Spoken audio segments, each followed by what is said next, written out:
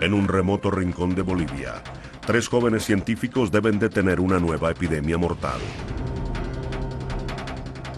La enfermedad mata 1 de cada 3 víctimas. Estos hombres afrontan una batalla para salvar a toda una comunidad de la extinción. Miles de vidas están en juego. Pero para luchar contra esta enfermedad tendrán que arriesgar sus propias vidas.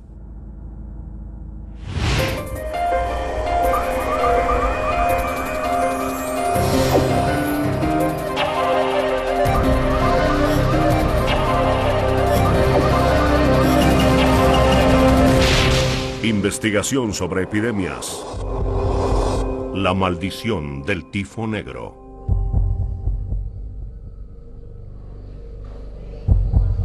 En Panamá, en julio de 1963, 2 médicos estadounidenses están al borde de la muerte. Contrajeron una enfermedad desconocida, una enfermedad que 2 meses antes los enviaron a erradicar.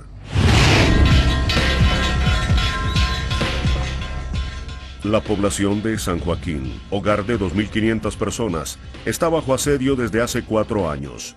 Plagado por una enfermedad misteriosa, este rincón remoto del norte de Bolivia agoniza. La gente llama a esta enfermedad el tifo negro. La desesperanza domina a la población. La gente limpia sus casas, esperando que esto la proteja, pero es una tarea imposible.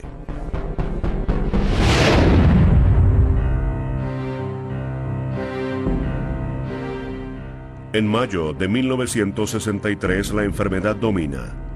Llegan médicos militares estadounidenses a atender el pequeño hospital, pero sin tener idea de lo que afrontan. Poco es lo que pueden hacer.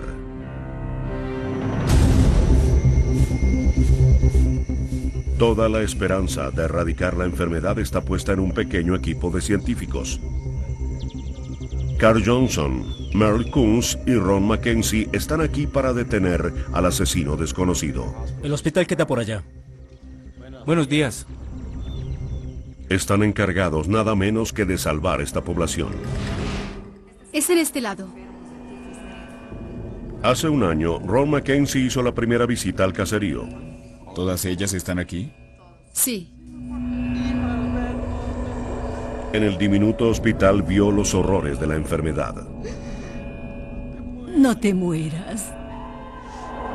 La gente moría a su alrededor.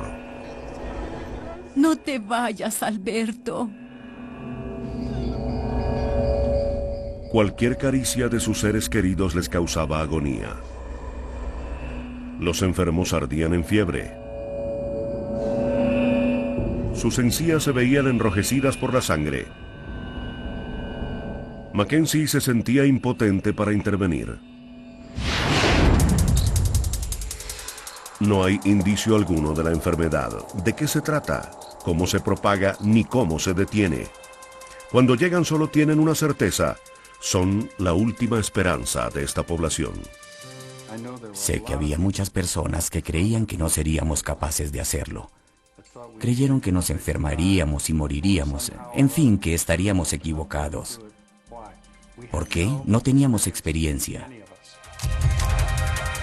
El virólogo Carl Johnson, en ese entonces de 34 años, guió al equipo hasta San Joaquín.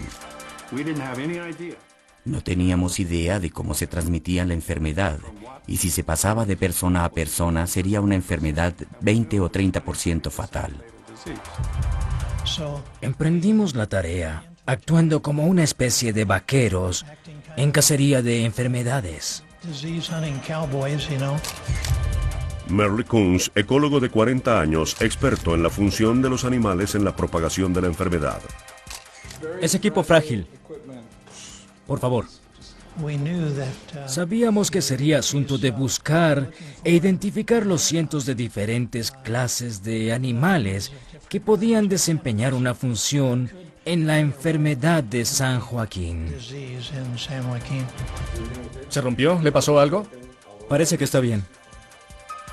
Mi padre era el epidemiólogo del equipo. Por lo tanto, su propósito primario era tratar de determinar cómo se transmitía la epidemia por la población.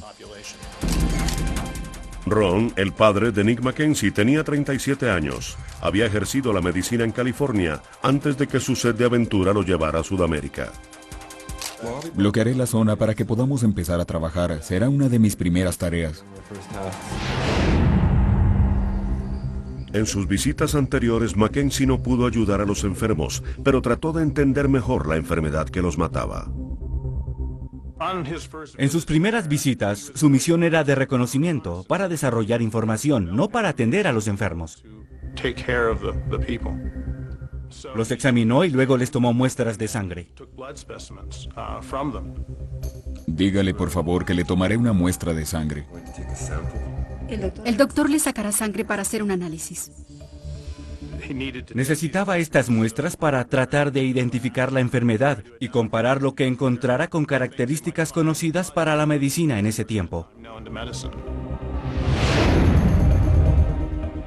Estas muestras de sangre indican que lo que los locales llaman tifo negro no tiene ninguna relación con el tifo. Aunque ambas enfermedades producen fiebre y erupciones en la piel, esta nueva enfermedad causa hemorragias. Es una fiebre hemorrágica. Las víctimas mueren por la conmoción causada por la pérdida de sangre. Un virus causa la enfermedad, pero no se equipara con ninguno conocido por el hombre. Es completamente nuevo. Para tener alguna posibilidad de combatirlo, tendrán que aislar este nuevo virus y descubrir cómo se propaga entre las personas.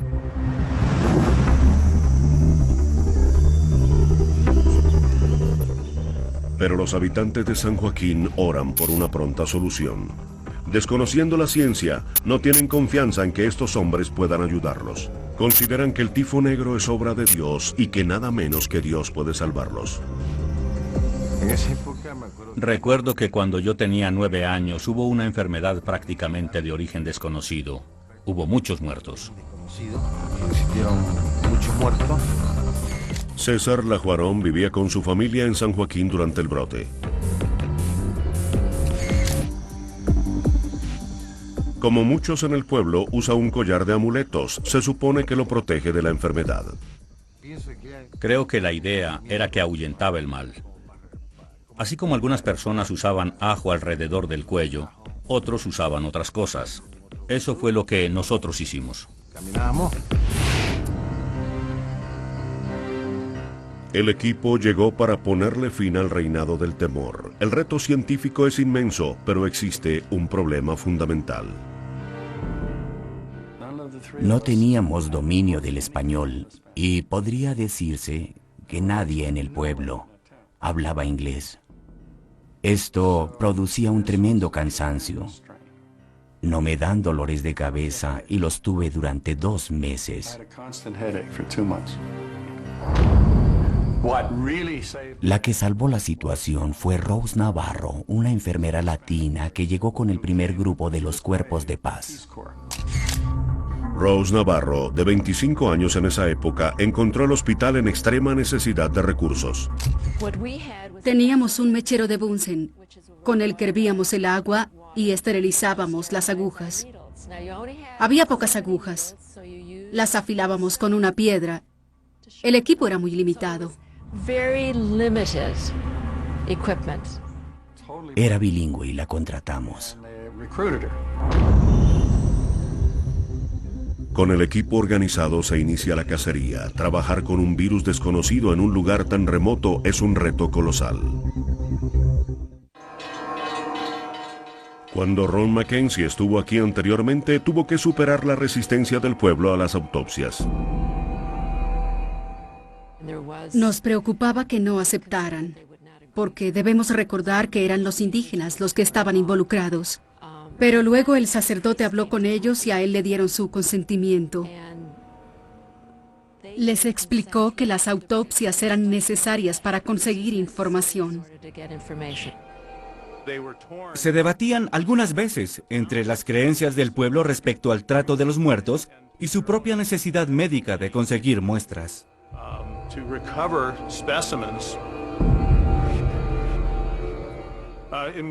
En una autopsia, mi padre retiró el cerebro. La cabeza quedó más liviana y entonces, para contrarrestar la ausencia del cerebro, colocaron piedras entre el cráneo antes de cerrarlo y devolvieron el cuerpo a la familia para el entierro. Trabajando a menudo solo a la luz de una linterna, las autopsias iniciales dieron algunos indicios, pero no los acercaron a aislar el virus.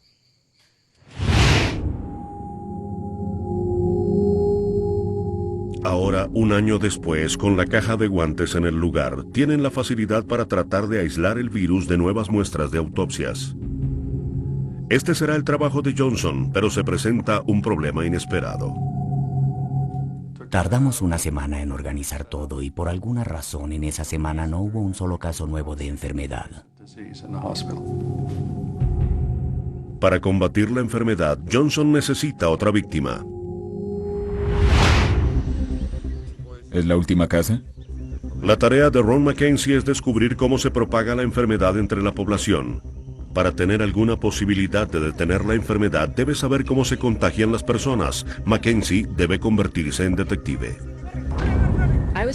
Trabajé con el doctor Ron Mackenzie y lo que hacíamos era reunir toda la información, visitar todos los hogares. ¿Cómo están en su familia?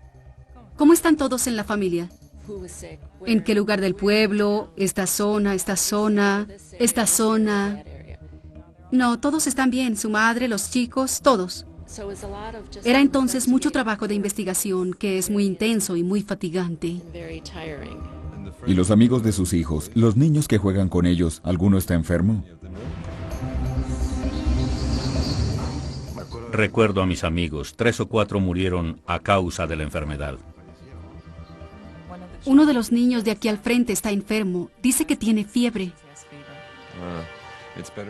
Es mejor que sus hijos no jueguen con ese niño.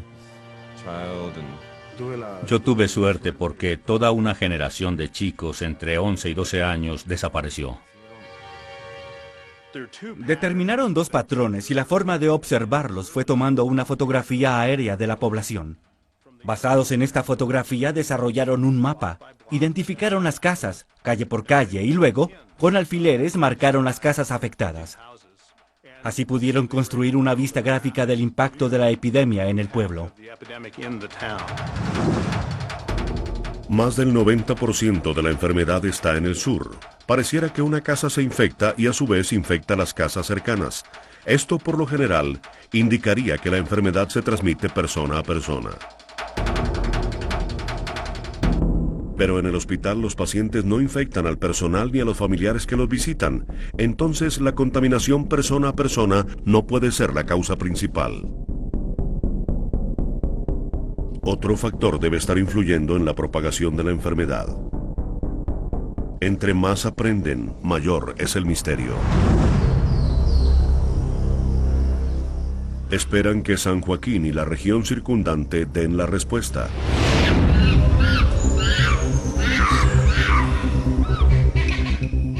Si la enfermedad no se contagia entre humanos, los animales podrían ser los responsables. Merle Kuhn se encarga de esta parte de la investigación. Había una enorme cantidad de mamíferos, aves e insectos, y a todos había que observarlos. Con frecuencia, en un brote de enfermedad, un virus necesita un animal huésped para sobrevivir. Se propaga desde el huésped, conocido como reservorio, a las personas. Kunz debe tratar de encontrar este reservorio. Para ayudarlo en esta inmensa tarea, consigue ayuda de la gente del pueblo, dirigida por el cazador Raúl Candia.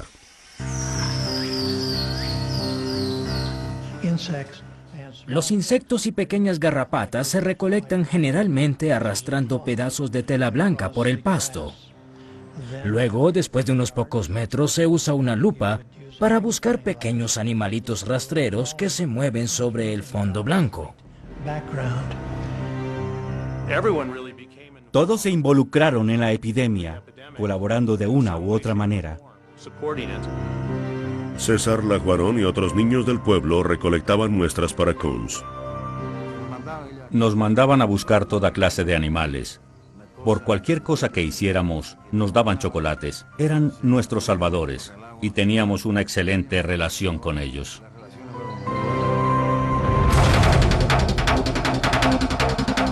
Se recolectan e identifican ahora muestras de animales. La investigación está en plena marcha en el pueblo. Una semana después de su llegada, el equipo recibe la noticia triste que necesita. Tiene un sujeto para su autopsia, pero esta víctima es la que menos hubieran deseado.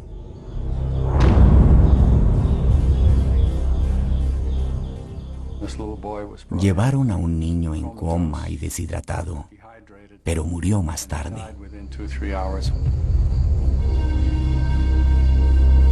Los médicos le hacen la autopsia a Oscar Carvalho, de 2 años. De su diminuto cuerpo, esperan extraer la enfermedad que asola a toda la comunidad. Estas luces no se pueden apagar esta noche, ¿está bien? Debemos asegurarnos que las luces no se apaguen esta noche. No hay problema. No hay problema. Sin manera de conservar el cuerpo, el equipo debe trabajar rápidamente.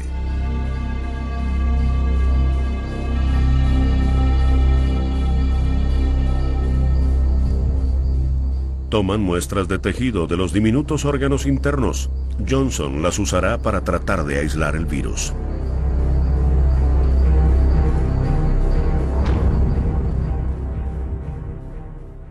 Tomo una pequeña muestra de tejido y la sumerjo en una solución disolvente que tiene un poco de proteína para ayudar a estabilizar el virus. Luego trituro el tejido e inoculo a los hámsters bebés en la barriga y en la cabeza. El equipo trajo hámsters y ratones para sus experimentos. Se prueba con las diferentes muestras de tejido en la autopsia. Si algún animal se enferma, Johnson sabrá que la muestra contenía el virus. Esto le permitirá aislarlo y finalmente sabrán a qué se enfrentan. La muerte del niño de 2 años marca el fin de una semana de alivio para la población. Las muertes comienzan de nuevo. Las muertes ocurrían casi a diario. La campana de la muerte tañía. Al mirar una fotografía del cementerio, la cantidad de lotes nuevos nos abruma. No tienen pasto y el pasto crece rápidamente en el trópico. Cuando alguien moría, tocaban la campana de la iglesia. Es la tradición. Si hay una muerte, se toca la campana. Una campana de tono muy grave para que la gente se entere.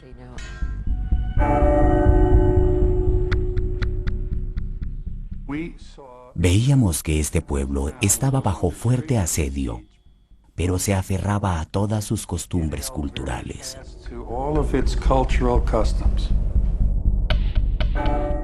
Existe lo que se llama un velo o una velación, porque no hay salones funerarios. El cuerpo está en la casa, generalmente sobre la cama, y todos llegan en la noche a rendirle homenaje.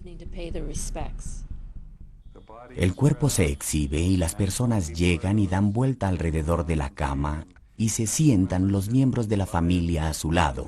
Luego, a la mañana siguiente, la procesión va hasta el cementerio. No les temen a los cementerios como nosotros aquí. Saben que tienen que morir. Es algo que se espera. Así que se ven muchos niños siguiendo a la familia hasta el cementerio.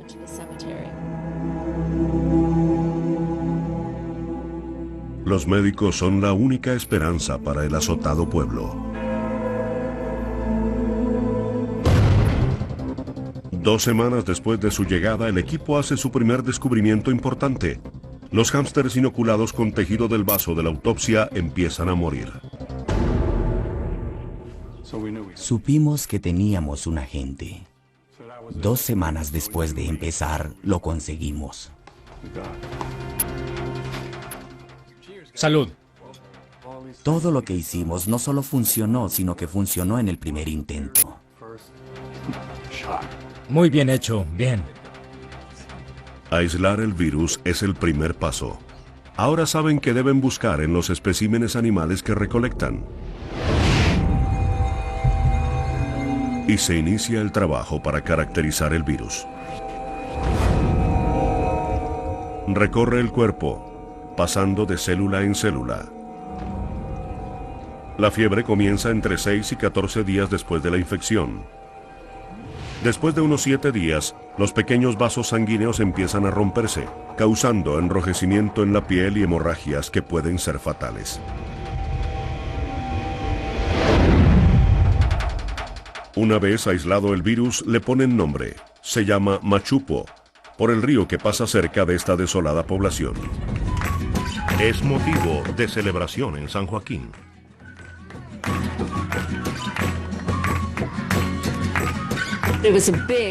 Fue un gran alivio y cuando se confirmó se les dijo a los habitantes del pueblo y hubo una gran fiesta.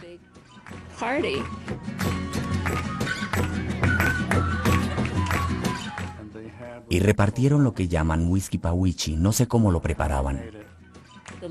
El licor en San Joaquín era alcohol y jugo de toronja porque hay árboles de toronja por todos lados.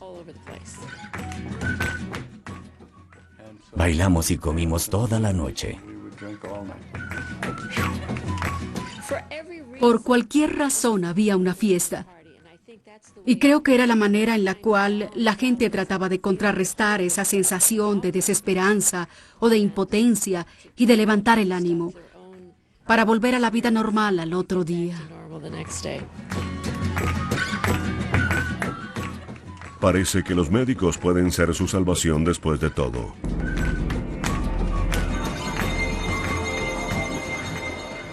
Pero en pocos días, Machupo vuelve a atacar.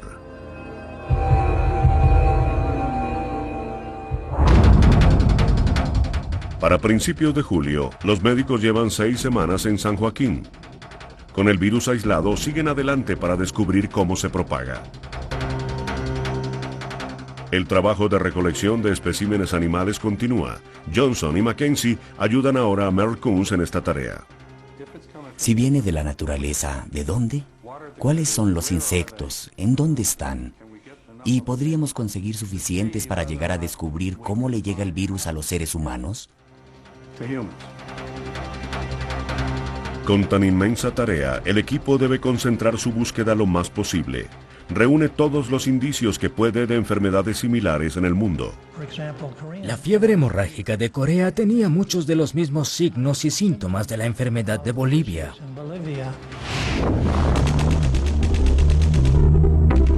En la guerra de Corea, miles de soldados estadounidenses se infectaron con un virus que causa una fiebre hemorrágica similar. Aquí se sospechó que los insectos transmitían la enfermedad de un roedor a las personas.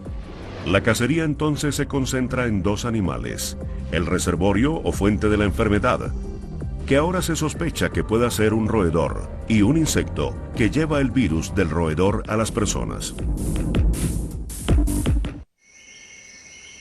La investigación progresa más de lo que esperaban.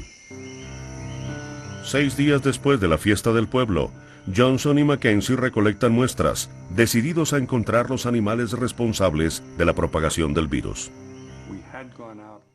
Estábamos cerca del pueblo, en una zona rural, decididos a reunir la mayor cantidad de garrapatas y ácaros que nos fuera posible. A medida que trabajan, se hace evidente que algo anda mal. ¿Te sientes bien? No, me siento mal. De hecho, no estoy nada bien. El peor temor de los médicos se hizo realidad. Ron Mackenzie muestra los primeros síntomas de la enfermedad. Se quejaba principalmente de dolor en la parte baja de la espalda, típico de esta enfermedad.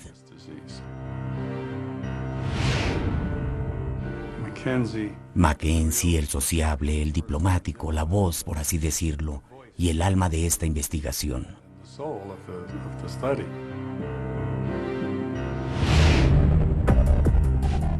Al día siguiente, el estado de Ron Mackenzie empeora. Tiene una sola opción. Indudablemente, el mejor lugar para tratar una enfermedad grave de esta naturaleza era Panamá. En 24 horas, un avión militar especialmente enviado lleva a Mackenzie a un hospital cerca a la sede principal del equipo en Panamá. El pueblo se conmocionó. Después de todas las celebraciones para los grandes héroes norteamericanos, ellos contrajeron el virus. Llegaron a salvarnos y ahora las víctimas son ustedes. De pronto el equipo pasa de estar cerca al triunfo al borde de la derrota. Pero le espera algo peor. Pocas horas después de la partida de Ron Mackenzie, Carl Johnson se da cuenta que ha debido irse también en el avión. Tenía fiebre, dolor de cabeza y un dolor agobiante en la parte inferior de la espalda. Me di cuenta que eran los mismos síntomas que tenía Mackenzie. Busqué a Rose Navarro. Ella me miró a los ojos, me bajó los párpados. Tienes los ojos rojos. Sí. Le dije, sí, tengo algo más que los ojos rojos. Creo que me contagié. Quédate aquí, ya regreso.